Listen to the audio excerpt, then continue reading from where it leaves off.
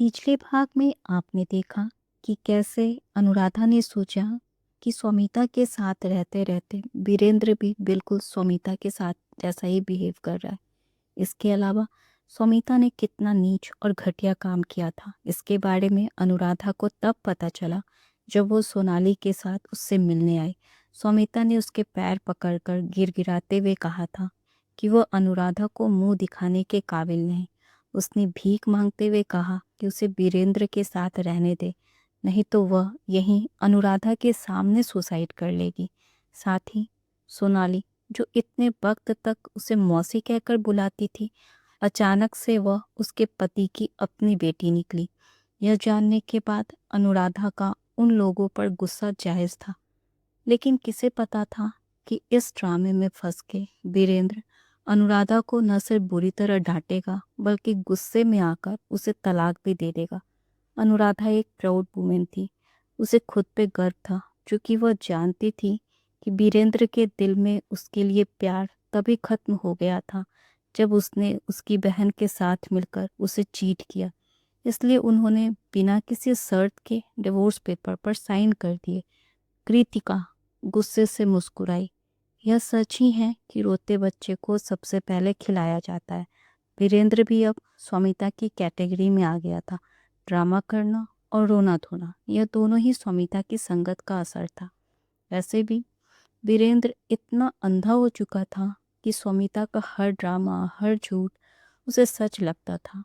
वह यह समझता था कि स्वामिता एक कमजोर, नेक दिल और सताई हुई औरत है। बाहर जाते वक्त कृतिका ने दरवाज़ा खुला छोड़ दिया। दरवाजे से एक कदम बाहर आते ही उसने देखा कि दो आदमियों ने वीरेंद्र को पकड़ रखा है। वे दोनों उसे अंदर जाने से रोके हुए थे। कृतिका, जैसे ही वीरेंद्र ने कृतिका को देखा, वो चीख पड़ा। उसका गुस्सा साथ में आसमान पर था। नालायक लड़की, मुझे इस बात से फर्क नहीं पड़ता कि तुम हमारी हेल्प नहीं करना चाहती, लेकिन तुम्हारी हिम्मत कैसे हुई हमारे खिलाफ साजिश रचने की। कृतिका ने भी तीखी आवाज में जवाब दिया, आप सबका काम मेरे खिलाफ साजिश करना सही था, फिर खुद को बचाने के लिए मैंने जो कदम उठाए वो आपको गलत क्यों लग रहे हैं? साजिश रचने का कॉपीराइट तो सिर्फ आप लोगों के पास है। मेरे साथ इतना बुरा करने के बाद मेरे सामने आने की हिम्मत कैसे हुई आपकी? कृतिका को कोई फर्क नहीं पड़ता था कि सामने उसके पिता खड़े हैं, और फर्क पड़े भी क्यों। जो पिता अपनी ही बेटी को जेल भेजने के लिए उसके खिलाफ साजिश करे, वो पिता कहलाने के लायक नहीं। मुझे शर्म आती है कि तुझ जैसी बदजात लड़की ने मेरी बेटी के रूप में जन्म लिया है। कहते हुए वीरेंद्र ने कृतिका को थप्पड़ मारने के लिए अपना हाथ उठाया। कृतिका के पिछले जन्म में पहली बार वीरेंद्र ने उस पर तब हाथ उठाया था जब जेल से आने के बाद और अपनी माँ की मौत का कारण जानने के बाद वो सोनाली को बुरी तरह से मार रही थी। लेकिन इस जन्म में तो उसने कुछ दिन पहले ही उसे इतनी बुरी तरह थप्पड़ मारा था कि उसके गाल के किनारे तक कट गए थे, जिससे काफ़ी खून भी निकला था। साथ ही उसके पंजों की छाप अगली सुबह तक उसके गाल पर बनी रही थी। इसके अलावा उसे थप्पड़ मारने के बाद वीरेंद्र के चेहरे पर कोई गिल्ट भी नहीं था। वीरेंद्र अपनी सर्जरी की परवाह किए बिना अनुराधा तेजी से दरवाजे पे आई। बदजात किसे कह रहे हो? बदजात तुम हो। मेरे पीठ पीछे मेरी बहन के साथ रिलेशन बनाने वाले इंसान, मेरी बेटी को डांटने की हिम्मत कैसे हुई तुम्हारी? अनुराधा की गुस्सैल आवाज़ सुन वीरेंद्र किसी मूर्ति की तरह शांत हो गया। वैसे भी अपने पीछे छोड़ गए निखिल के वे बॉडीगार्ड्स, जिन्हें कृतिका हॉस्पिटल के सिक्योरिटी गार्ड समझ रही थी, उन्होंने वीरेंद्र के हाथ के साथ साथ उसे पीछे भी धकेल दिया। इसलिए अगर अनुराधा ने कुछ कहा भी नहीं होता तो भी वीरेंद्र कृतिका को छू नहीं पाता। माँ, कृतिका ने दौड़कर अनुराधा को संभालते हुए कहा, आप बाहर क्यों आई? मैंने आपको मना किया था ना। आप मेरी बात क्यों नहीं मान रही? अगर आप दोबारा अपने बेड से उठी तो मैं आपसे कभी बात नहीं करूँगी। कृतिका ने यह सब धीमी आवाज़ में कहा, लेकिन वो बहुत सीरियस थी। तेजी से दरवाजे पर आने के कारण अनुराधा ने अपने चेस्ट पर हाथ रखा हुआ था। किस्मत से सर्जरी वाले हिस्से की कोई स्टिच खुली नहीं थी, वरना बहुत प्रॉब्लम हो जाती। कृतिका की आंखों में अपने लिए इस प्यार भरे गुस्से को देख अनुराधा ने कहा, ओके ओके, तो गुस्सा मत हो, मैं सीधे बेड पर जाती हूँ। कृतिका ने वीरेंद्र की तरफ देखे बिना तुरंत जाकर अनुराधा को उसके बेड पर लिटाया। तभी उसे फिर से वीरेंद्र की आवाज़ सुनाई दी, आखिर तुम लोग हो कौन? अंदर जाने दो मुझे। चूंकि बाहर वीरेंद्र को उन गार्ड्स ने अंदर जाने से रोक रखा था, इसलिए कृतिका ने अनुराधा को ध्यान से बेड पर लिटाया। उसके बाद वह दरवाजे के बाहर आई। आप दोनों कौन हैं? कृतिका ने दोनों गार्ड से सवाल किया। मिस कृतिका, मैं सेरा हूँ और यह बलवंत। हमें ओबराय सर ने आपकी प्रोटेक्शन के लिए यहाँ तैनात किया है। उन्हें डर था कि कुछ लोग फिर से आपको परेशान करने आएंगे, सेरा ने कहा। जब वीरेंद्र ने सुना कि वो दोनों निखिल ओबराय के बॉडीगार्ड्स हैं, तो वो शॉक्ड हो गया। कृतिका भी सरप्राइज थी। निखिल आखिर कर क्या रहा है? उसे अपने बॉडीगार्ड्स को यहाँ छोड़ने की तकलीफ क्यों की? वह पहले कृतिका की 2 बार हेल्प कर चुका था, उसके बाद भी कृतिका को वो ऐसा इंसान नहीं लगा था जिसे ज़रूरतमंद लोगों की हेल्प करना अच्छा लगता हो। इसके अलावा अपने पिछले जन्म में कृतिका ने जितनी भी अफवाह निखिल के बारे में सुनी थी, उसमें कभी भी उसके हेल्पिंग नेचर का जिक्र नहीं था। जो भी हो, कृतिका को उन गार्ड्स के यहाँ रहने से काफ़ी राहत मिल रही थी। कम से कम अब वीरेंद्र किसी भी हाल में अनुराधा के कमरे में घुसकर उन्हें डरा धमका करना या परेशान नहीं कर सकता था। Thanks both of you. मुझे बहुत खुशी है आप दोनों यहाँ हैं। कृतिका ने दिल से उन्हें थैंक्स कहा था। क्या आप उन्हें हॉस्पिटल से बाहर भगा सकते हैं? इनका यहाँ रहना मेरी माँ की सेहत के लिए ठीक नहीं। क्यों नहीं मैम, यह कहते हुए बलवंत और सेरा ने बहुत बुरी तरह वीरेंद्र की कलाई मरोड़ी। दोनों ने मिलकर वीरेंद्र की बाह को मोड़ते हुए उसे हवा में उठा लिया और उसे सीढ़ी से नीचे ले जाने लगे। छोड़ो मुझे। कृतिका, क्या अपने बाप के साथ कोई ऐसा बिहेव करता है? तुम कितनी घटिया और गिरी हुई हो, ये सबको दिखाओ। वीरेंद्र गुस्से से चिल्लाया। इस तरह उसे हवा में उठाए हुए बाहर ले जाना वीरेंद्र के लिए काफ़ी एम्बैरेसिंग था।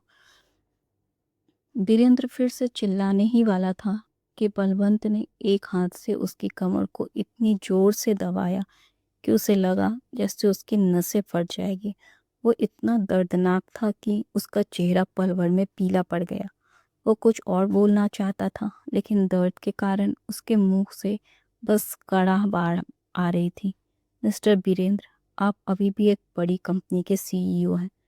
हालांकि आप ओबराय सर के आसपास भी नहीं, लेकिन सोसाइटी में आपकी भी थोड़ी इज्जत है। खुद को ह्यूमिलेट करना बंद कीजिए, सेरा ने वीरेंद्र के कान में धीरे से कहा। सेरा की बातों का असर तुरंत हुआ। वीरेंद्र चुप हो गया। उसे अपने स्टेटस का ख्याल आ गया था। आखिर सोसाइटी में उसकी भी एक पहचान थी। बलवंत ने पीछे मुड़कर कृतिका से पूछा, कृतिका मैम, अगर यह दोबारा आए तो तुरंत इन्हें खदेड़ देना। यह दोबारा हमारे कमरे के करीब नहीं आने चाहिए। कृतिका ने कठोरता से कहा। Again thanks for being here. यह हमारे लिए खुशी की बात है मैम, बलवंत ने रिप्लाई किया। ग्राउंड फ्लोर पर नर्सिंग के सामने से गुजरने पर कृतिका ने देखा कि एक नर्स उसकी तरफ देख रही है। वो पूरी तरह शॉक्ड थी। कृतिका उसके पास गई। हाय, शायद आप इस आदमी को जानती हैं। इसने कुछ दिन पहले भी यहाँ आकर हंगामा किया था। क्या आप मेरी एक हेल्प कर सकती हैं? वह मेरी माँ को रिकवर होने नहीं देना चाहता। आप प्लीज़ उसे यहाँ आने से रोकिए। अभी उसके चिल्लाने की वजह से मेरी माँ को बेड से उठकर बाहर जाना पड़ा, बावजूद कि उनके जख्मों में अभी भी स्टिचेस लगी हुई है। सर्जरी के बाद वह वैसे भी काफ़ी कमज़ोर हैं और उनका जख्म अभी जरा भी नहीं बढ़ा है। कृतिका की बात सुनते ही नर्स ने पूछा, आपकी माँ का जख्म कैसा है? वह खुला तो नहीं? नहीं, मैंने एक बार अच्छे से देखा तो है। लेकिन कोई नर्स या डॉक्टर एक बार माँ को देख लेते तो अच्छा रहता। कृतिका के चेहरे पर अपनी माँ के लिए टेंशन साफ दिखाई दे रहा था। नर्स को कृतिका के लिए काफ़ी बुरा लग रहा था। आप परेशान न हो, मैं साथ चलकर आपकी माँ को एक बार देख लेती हूँ। यह हमारी लापरवाही के कारण हुआ है। आगे से हम इस बात का पूरा ख्याल रखेंगे कि वह आदमी इस हॉस्पिटल में कदम भी ना रख पाए। आप लोगों को काफ़ी परेशानी उठानी पड़ेगी। आप लोगों का बहुत बहुत शुक्रिया। कृतिका ने नर्स को रिस्पेक्टफुली कहा। नर्स पहले भी देख चुकी थी कि कैसे कृतिका के पिता और उसकी सौतेली माँ ने कुछ दिन पहले उसे कितना टॉर्चर किया था, और आज फिर उसका बाप यहाँ तमाशे करने आ गया। लेकिन वो कृतिका का फैमिली मैटर था, वो इसमें खुद को ज़्यादा इन्वॉल्व नहीं कर सकती थी। यह हमारी ड्यूटी है। अगर वो ऐसे ही यहाँ आते रहेंगे तो बाकी पेशेंट को भी उनसे परेशानी होगी। आगे से वह न तो आपको न ही किसी और पेशेंट को परेशान कर पाएगा, नर्स ने कहा। कृतिका और नर्स की बात सुन वीरेंद्र गुस्से से पागल हुआ जा रहा था। वे लोग उसे इतना बुरा समझ रहे हैं, लेकिन अभी भी बलवंत ने उसकी कमर को एक तरफ से इतनी जोर से दबाए रखा था कि वह चाहकर भी कुछ बोल नहीं पाया। कृतिका ने देखा कि सेरा और बलवंत ने वीरेंद्र को उठाकर हॉस्पिटल के मेन गेट के बाहर फेंक दिया। वीरेंद्र इन सब के कारण कोई मवाली लग रहा था, जिसे उसकी बदतमीजियों के कारण अच्छे से पीटा गया हो। इस वक्त उससे देख कोई भी कह सकता था कि वह किसी बड़ी कंपनी का मालिक है। कृतिका उसे और भी खरी खोटी सुनाना चाहती थी, लेकिन उसे उस पर दया आ गई। वह मुड़ी और वापस हॉस्पिटल आ गई। जब वो कमरे में आई तब तक नर्स ने वहां आकर अनुराधा को चेक कर लिया था। कृतिका को देखते ही नर्स ने कहा, आपकी माँ बिल्कुल ठीक है, आप जरा भी परेशान न हो। इसके बाद नर्स ने अनुराधा को देखते हुए कहा, आपको अपने गुस्से पे काबू रखना होगा। आपकी बेटी आपका ख्याल रखने की पूरी कोशिश कर रही है, लेकिन आप अपनी लापरवाही से फिर से खुद को बीमार करने पर तुली हुई हैं। क्या ज़रूरत थी आपको अपने बेड से उठने की? आपकी इस लापरवाही ने कितना परेशान कर दिया है आपकी बेटी को। अनुराधा ने धीरे से अपना सिर हिलाया। मुझे मालूम है, मुझे ऐसा नहीं करना चाहिए था। आगे से मैं ऐसा नहीं करूँगी। एक बार फिर से आपका बहुत बहुत शुक्रिया, कृतिका ने नर्स को कहा। कोई बात नहीं। उस नर्स को सच में कृतिका पर दया आ रही थी। एक नज़र ध्यान से देखने पर उसे कृतिका बहुत यंग लगी। उसे याद आया कि वीरेंद्र जब अपने आदमियों के साथ कुछ दिन पहले उसे परेशान करने आया था, तब अनुराधा ने गुस्से में कहा था कि अपनी छोटी बेटी के लिए उसने कृतिका को कॉलेज जाना बंद करवा दिया। उस वक्त भले ही नर्स ने कृतिका से कुछ नहीं कहा था, लेकिन बाद में उसे इस बारे में अपने साथ काम करने वाले साथियों को बताया कि कृतिका कितने बुरे हालात का सामना करती आई है। इंटरनेट पर सोनाली को और राठौर फैमिली का बारिश बताया जाता है। उसकी मैनेजमेंट कंपनी राठौर फैमिली से ही बनाई है, और उस कंपनी की इकलौती सेलिब्रिटी सोनाली ही है। जिस भी मूवी या सीरियल में वो काम करती है, उसमें उसकी मैनेजमेंट कंपनी अच्छा खासा पैसा लगाती है, यानी कि राठौर फैमिली काफ़ी ज़्यादा अमीर है। इसके बावजूद भी उन्होंने अपनी बड़ी बेटी या कॉलेज जाना बंद करवा दिया ताकि वो सोनाली की असिस्टेंट बने। अगर ये टॉर्चर नहीं तो और क्या है। जब वो नर्स वापस लौटी तो यह सब सोचते हुए उसे काफ़ी गुस्सा आ रहा था। इस वीरेंद्र राठौड़ के दिमाग का ईंटा खिसका हुआ लगता है। अपनी ही बेटी के साथ कोई इतना बुरा कैसे कर सकता है। नर्स के साथ काम करने वाले साथियों में से एक ने कहा। वह हॉस्पिटल काफ़ी बड़ा था, जिसके कारण वहाँ आए पेशेंट में से कुछ सोनाली के फैंस थे, लेकिन उन बातों को सुनने के बाद उन्हें सोनाली से नफरत होने लगी। उस वक्त इंटरनेट पर सोनाली को बुरी तरह से टारगेट किया जा रहा था। हॉस्पिटल स्टाफ ने भी रिपोर्टर्स को वहाँ हुई हर घटना की जानकारी दे दी थी, जो कि इंटरनेट पर आ चुकी थी। इसके अलावा आज वीरेंद्र का फिर से किया गया ड्रामा कुछ ही वक्तों में इंटरनेट पर सोनाली और वीरेंद्र के लिए घटिया से घटिया पोस्ट आने लगे थे। वो दोनों ही अब इंटरनेट के टारगेट में थे, लेकिन कृतिका को इन सब के बारे में पता नहीं था। जब वो अनुराधा के कमरे से बाहर निकली तो उस वक्त भी उसे सेरा और बलवंत कमरे के पास दिखाई दिए। क्या आप दोनों यहीं रुकने वाले हैं? कृतिका ने दोनों से सवाल किया। जी मैम, ओबराय सर ने हमें यही ऑर्डर दिया है कि यहीं रुके और इस बात का खास ध्यान रखें कि आप और आपकी माँ को कोई परेशान न कर पाए, बलवंत ने कहा। आप दोनों मुझे पहले क्यों नहीं दिखाई दिए? कृतिका जानना चाहती थी कि वीरेंद्र के आते ही वो अचानक कैसे आ गई। यह देखकर कृतिका उन पर गुस्सा नहीं है। सेरा ने हल्की मुस्कुराहट के साथ कहा, हमें डर था कि अगर हम दरवाजे पर खड़े रहें तो आप सब अनकंफर्टेबल फील करेंगे, और हमें इस बात का भी डर था कि कहीं आप हमें गलत ना समझ ले, इसलिए हम पूरे वक्त आसपास छिपे हुए थे। हम तभी सामने आते जब कोई आपको परेशान करने की कोशिश करता। आप जूस पिएंगे? अनुराधा के लिए दलिया के साथ साथ कृतिका ने जूस भी लिया था, जिसे अनुराधा ने पीने से मना कर दिया था। हर वक्त यहाँ खड़े रहना काफ़ी मुश्किल होगा आप दोनों के लिए। आप दोनों ने शायद कुछ खाया पिया भी नहीं है। दोनों सच में काफ़ी प्यासे थे, इसलिए उन्होंने जूस लेने से मना नहीं किया। उन्होंने एक घूंट में ही अपना गिलास खाली कर दिया। क्या मैं पूछ सकती हूँ कि निखिल सर ये सब क्यों कर रहे हैं? कृतिका ने उनसे गिलास लेते हुए पूछा। सेरा ने अपना सर ना में हिलाया। हमें भी कुछ पता नहीं, हम बस उनके ऑर्डर को फॉलो कर रहे हैं।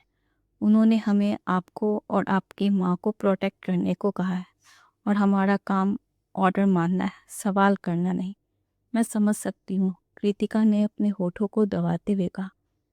मैं झूठ नहीं बोल सकती कि मैं ये सब संभाल लूँगी। अगर आप दोनों नहीं होते तो आज काफ़ी प्रॉब्लम हो जाती, इसलिए आप दोनों से रिक्वेस्ट है कि आप आगे भी हमें गार्ड करते रहे। हमें कोई प्रॉब्लम नहीं है मैम, बलवंत ने हल्की मुस्कुराहट के साथ कहा। हमें तो डर था कि कहीं आप हमें यहाँ से जाने को ना कह दे। मैं इतनी बेवकूफ़ नहीं, अभी मुझे आप दोनों की बहुत ज़्यादा ज़रूरत है, कृतिका ने नरमी से कहा। और आप दोनों को छिपे रहने की ज़रूरत नहीं, इसलिए आप अंदर कमरे में जाकर बैठ सकते हैं। इसकी कोई ज़रूरत नहीं मैम, दोनों ने एक साथ कहा। हॉस्पिटल के कमरे ज़्यादा बड़े नहीं होते, अगर हम अंदर आ तो आप लोगों को काफ़ी दिक्कत उठानी पड़ जाएगी। हम बाहर ही बैठते हैं, इससे आप अगर कोई स्ट्रेंज आदमी अंदर आने की कोशिश करेगा तो हम उसे बाहर ही रोक सकेंगे। कृतिका ने उन्हें समझाने की लाख कोशिश की, लेकिन उन्होंने कमरे के अंदर आने की बात नहीं मानी। आखिरकार वह कमरे के अंदर आ गई। उसके अंदर आते ही अनुराधा ने सवाल किया, वे दोनों आदमी कौन हैं? वे मेरे दोस्त के यहाँ काम करते हैं। उसे डर था कि शायद डैड फिर से आकर हमें परेशान करेंगे, इसलिए उसने इन दोनों को यहीं रखकर हमारा ध्यान रखने को कहा है। कृतिका ने निखिल को फिर से अपना दोस्त कहा था। क्या वह वही कल वाला लड़का है? अंबिका आंटी ने पूछा। कृतिका ने अपना सर सहमति से हिलाया। हाँ, अनुराधा ने जिज्ञासा से अंबिका आंटी से सवाल किया। अंबिका दीदी, क्या आपने उसे देखा है? हाँ हाँ, अंबिका आंटी ने स्माइल करते हुए कहा, कल ही तो देखा। बड़ा ही सोना मुंडा है, लंबी कद काठी का घोड़ा रंग, हैंडसम इतना कि बॉलीवुड के हीरो भी उसके सामने लल्लू दिखे, और केयरिंग भी है। उसने ही तो तुम्हारे सर्जरी की फीस पे की है। कृतिका ने सोचा भी नहीं था कि अंबिका आंटी इतनी तेजी से सब कुछ कह जाएंगी। वह बस उन्हें देखती ही रह गई। मेरी सर्जरी की फीस तो काफ़ी बड़ी थी कृतिका। तुम्हारा दोस्त काम क्या करता है जो उसने इतनी बड़ी फ़ी एक बार में पे कर दी? क्या कोई आदमी इतनी बड़ी रकम हर वक्त अपने साथ रख सकता है? अनुराधा को भरोसा नहीं हो रहा था कि किसी अनजान आदमी ने इतना बड़ा अमाउंट एक बार में उसके इलाज के लिए पे कर दिया। कृतिका अनुराधा के सवाल का जवाब नहीं दे पा रही थी और उसकी नज़र अंबिका आंटी पर भी थी, जो बड़े ध्यान से दोनों की बातें सुनने में लगी हुई थी। कृतिका का दिल जोर से धड़क रहा था। अंबिका आंटी बहुत अच्छी थी, लेकिन उनकी जुबान कुछ ज़्यादा ही फिसलती थी। किसी भी सीक्रेट को वो अपने पेट में रखना उनके बस की बात नहीं थी। असिस्टेंट वाले काम के दौरान मेरी उनसे एक दो बार मुलाकात हुई थी। किस्मत से वह उस दिन यहाँ हॉस्पिटल में आया था, इसलिए उसने मेरी हेल्प की। अनुराधा ने कृतिका की बात पर तुरंत विश्वास कर लिया। उसे अपने बच्ची पे भरोसा था। क्या तुमने उसके पैसे लौटा दिए? किसी का उधार रखना अनुराधा को जरा भी पसंद नहीं था।